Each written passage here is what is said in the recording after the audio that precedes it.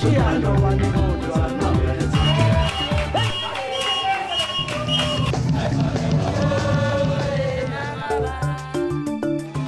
very diverse peoples of the Rainbow Nation would love to welcome you to our country in 2015.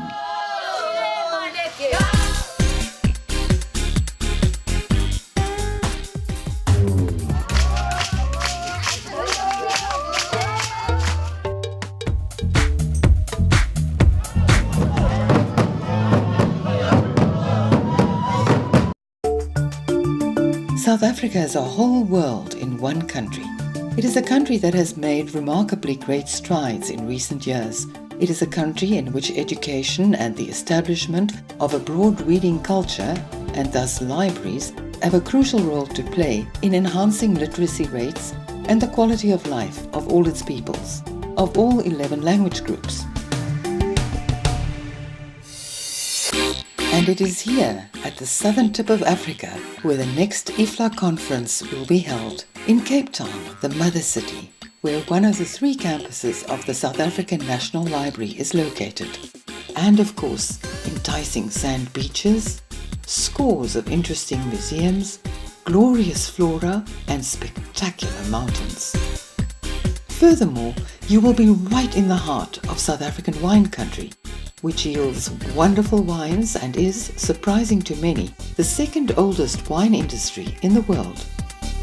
But more about Cape Town later. Let's first move to the north to Gauteng province and the OR Tambo Airport in Johannesburg, where many of our visitors first enter the country.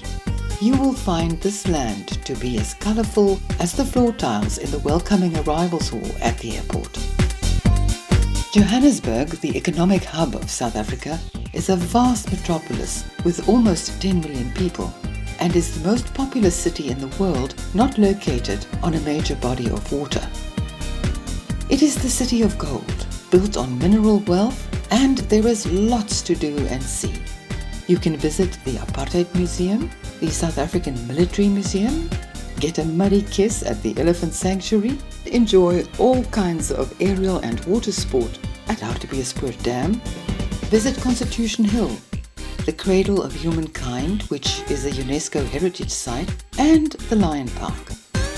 You can experience Soweto, see the Hector Peterson Museum, visit Nelson Mandela's home, and soak up the ambiance of this township.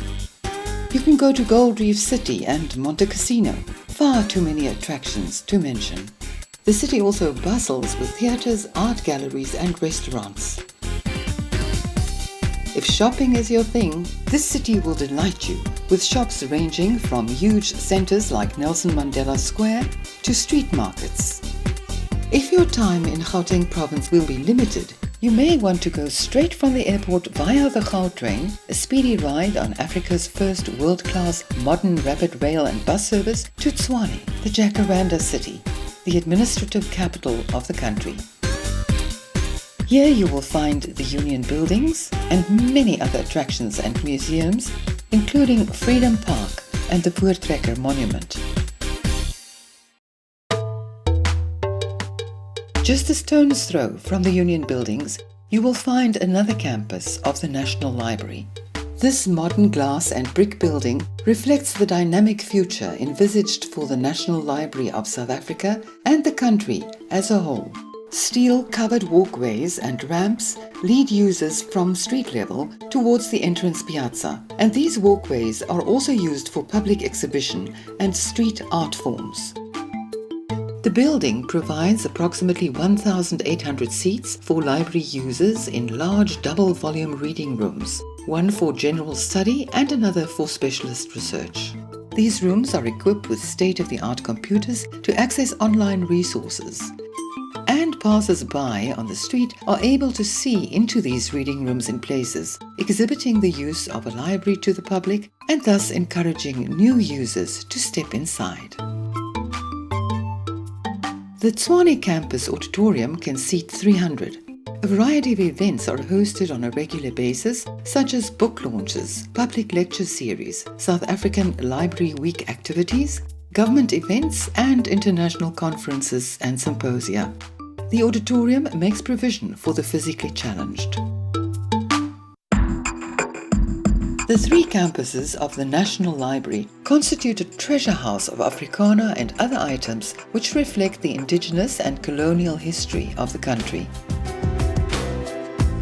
The National Library of South Africa in Cape Town and Tshwane offers a number of specialized services to the general public, researchers, students, and to the Library and Information Services, the LIS sector. The Digitization Service is a new initiative in line with international best practice. Furthermore, a mass deacidification facility was built as part of the new National Library in Tshwane. Material treated with this facility will last for another 150 years. The National Library's conservation and book repair workshops are housed in this fine Edwardian building, which also houses the Centre for the Book, a specialist unit of the National Library that provides key information about the book world to all stakeholders.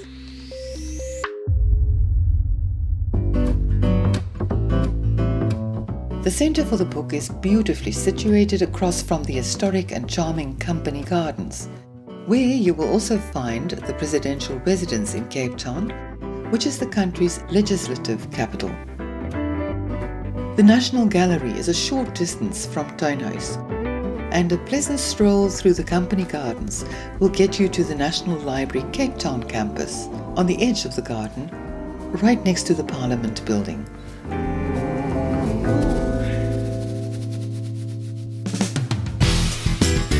And now for a closer look at the rest of Cape Town. It is one of the most beautiful cities in the world and is South Africa's second biggest and oldest city, founded in 1652. This city, with its iconic Table Mountain, has it all, from cigar, whiskey and wine bars to entertaining and thought-provoking theatre, as well as a great variation of excellent restaurants, and even its own castle. The city boasts one of the most famous botanical gardens in the world, Kirstenbosch, and its natural beauty is legendary. The mountain offers a myriad of enchanting walks, a challenge for climbers, but also a cable car to the top. And then, of course, there is the ocean and the beach and all the delights these offer. Cape Town is a mecca of creativity and design and is crammed with more than 100 art galleries, great urban design and informal street art. It is one of the top tourist destination cities of the world and a fascinating cultural melting pot. South Africa's colonial history began when the Dutch arrived, and over the centuries, French, British, German and Portuguese settlers, Indian and Malay slaves, and the country's indigenous peoples went into the mix, making for a vibrant cosmopolitan city with a fascinating array of cultures, languages, and architecture.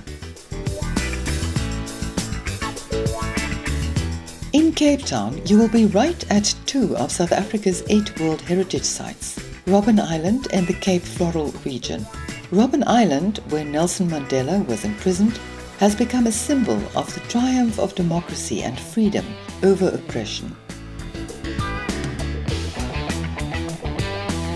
The Cape Floral region, which is only 0.04% of the world's land area, contains an astonishing 3% of its plant species, making it one of the richest areas for plants in the world and one of the globe's 18 biodiversity hotspots.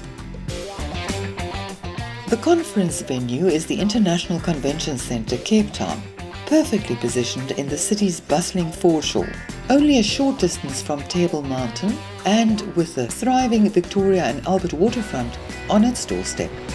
The waterfront is a working harbour, the city's entertainment hotspot, as well as a premier shopping destination. Here, history and heritage fuse with modern convenience to provide a uniquely magical dockside experience. The International Convention Centre takes up approximately 6.1 hectares on the foreshore and is within easy reach of major hotels and the rest of the city centre. It has over 11,000 square meters of exhibition and trade show space, 2 high-tech auditoriums with seating for 1,600 delegates, and it hosted 537 events during 2013. The theme of the 2015 World Library and Information Congress is Dynamic Libraries: Access, Development and Transformation. The library and information sector needs to ensure that its service delivery is relevant to the real information needs of its clients. Since we service different worlds such as education, research, business and economic intelligence, adult education and leisure, children, entertainment, creativity, and political and developmental agendas, we need to explore what difference the LIS sector really makes to these different worlds. As South Africa, despite a highly westernized and developed economy, is a developing country itself, delegates to the 2015 Library and Information Congress will not only be able to explore the theme of the Congress in the convention venue, but will also be able to explore the settings that make this theme so important, first-hand and in person. Our libraries are like our country, representing a wide spectrum of diversity, from well-equipped high-tech establishments to the smallest, most basic libraries. The focus of public and community libraries countrywide has shifted from recreation and entertainment to becoming vital educational and development resources. The number of libraries and the standards of services rendered are steadily increasing. The National Library of South Africa invites you to our mother city, the city of Cape Town. We will be hosting the 81st IFLA Congress, and we are, as you know, very good at hosting these kinds of congresses. We've done it in Durban in 2007. This one promises to be even better. If you have to fly anywhere at all in 2015, fly to Cape Town.